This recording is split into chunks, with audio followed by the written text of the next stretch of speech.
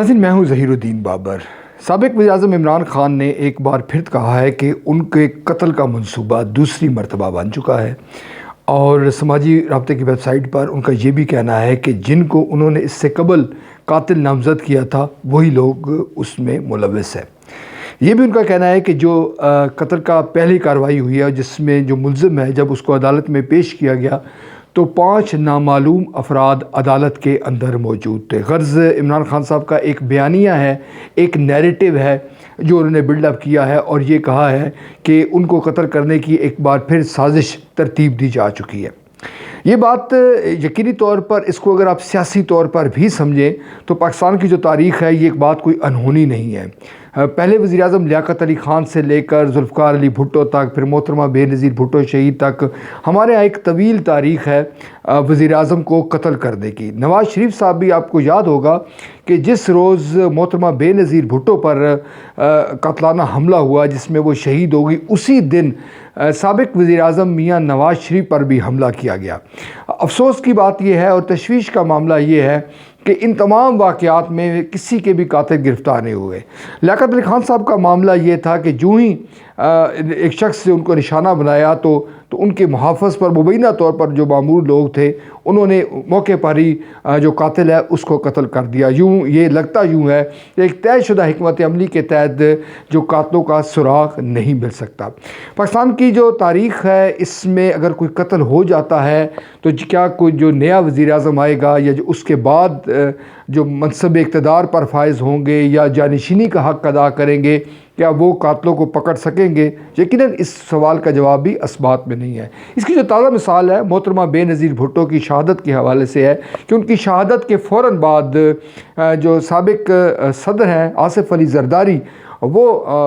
برسر اقتدار آئے، یعنی کہ وہ ایوان صدر میں آئے، اور سید یوسف رضا گیلانی وزیر اعظم کے منصب پر فائز ہوئے۔ اس کے بعد جو راجہ پرویز اشرف ہے انہوں نے پاکستان پیپلز پارٹی کی جانب سے وزارت عظمیٰ کا منصب سنبھالا، مگر قاتل گرفتار نہیں ہوئے۔ یوں عمران خان صاحب کا جو خدشات ہیں ان کو کلی طور پر مسترد نہیں کیا جا سکتا۔ اب سوال یہ ہے کہ اگر ہم یہ فرض کر لیتے ہیں کچھ دیر کے لیے کہ عمران خان صاحب ایک نیریٹو بلڈ اپ کر رہے ہیں اور اس کے حوالے سے وہ ہمدردیاں سمیٹ رہے ہیں، تو یقیناً یہ بات بھی خارج از امکان نہیں ہے۔ ناظرین، جو سیاست ہے اس میں جو ہمدردیاں سمیٹنا ہے، خود کو مظلوم ثابت کرنا، یہ بھی ایک ٹیکٹ ہوا کرتا ہے، اور اگر آپ سیاست کے جو رموز و ریاض ہے اس سے اگر آپ بخوبی آگاہ ہیں تو آپ جانتے ہیں کہ سادہ لو بننا، ستم گروں کے حوالے سے مختلف القابات کرنا اور نادیدہ قوتوں کا حوالہ دینا، یہ سلسلہ چلا آتا ہے، مگر جیسا کہ میں نے ذکر کیا کہ اس معاملے کی گہرائی میں جانے کی ضرورت ہے۔ اگر ہم اس کو اس انداز میں دیکھیں کہ پاکستان تحریک انصاف کے جو سربراہ ہے عمران خان، وہ احتیاطی تدابیر کے طور پر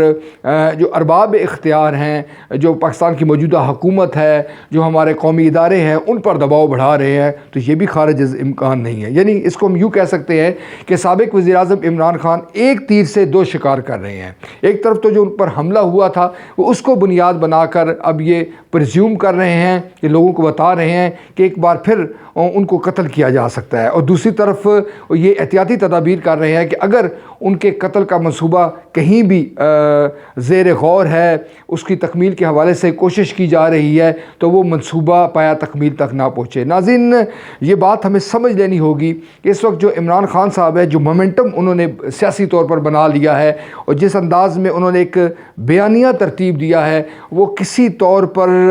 جو ہے وہ خطرے سے خالی نہیں ہے۔ خطرے سے خالی یوں نہیں ہے کہ اگر فرض کریں کہ ہم یہ جانتے ہیں کہ پاکستان میں مختلف جو لسانی مذہبی قوتیں ہیں جن کو غیر ملکی طاقتوں کی اشیرآباد حاصل ہے، وہ کوئی نہ کوئی کارروائی کر سکتی ہیں۔ اگر ہم یہ کہیں کہ ہمارے جو ارباب اختیار ہے، قانون نافذ کرنے والے ادارے ہیں، ان کو اپنی اہلیت بڑھانی ہوگی، تو یہ بات بھی درست ہے۔ اگر ہم یہ کہتے ہیں کہ دشمن اس سرزمین پر کوئی کارروائی کرتا ہے اور دشمن ہمارے ہاں گھس کے ہمیں مارتا ہے، جیسے پشاور کا